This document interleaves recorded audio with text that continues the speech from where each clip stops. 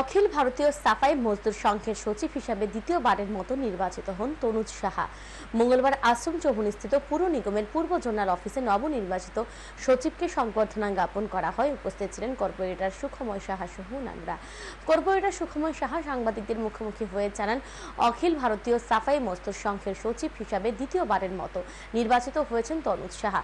ভারতবর্ষের মধ্যে ত্রিপুরা রাজ্য একটি ছোট্ট রাজ্য। ত্রিপুরা থেকে সর্বভারতীয় স্তরে কেউ সচিব হিসাবে নির্বাচিত হওয়া একটা গর্বের বিষয়। আগে দেখা যেত সমগ্র দেশের উন্নয়ন আর উত্তর পূর্বাঞ্চলের উন্নয়নের মধ্যে একটা পার্থক্য থাকতো।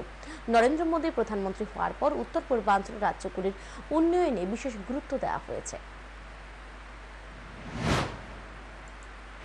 অধিকার সেটা প্রতিষ্ঠিত হয়, তার জন্য উনি সর্বাগ্রে প্রচেষ্টা করেছেন এবং ওইটাই আমি আজকে দেখতে পাচ্ছি। সর্বভারতীয় অখিল ভারতীয় মজদুর যে সংঘ, এই সংঘের সচিব আমাদের এই ছোট রাজ্য ত্রিপুরা থেকে দ্বিতীয়বার উনি মনোনীত হয়েছে। এটা একটা বিশাল গর্বের ব্যাপার।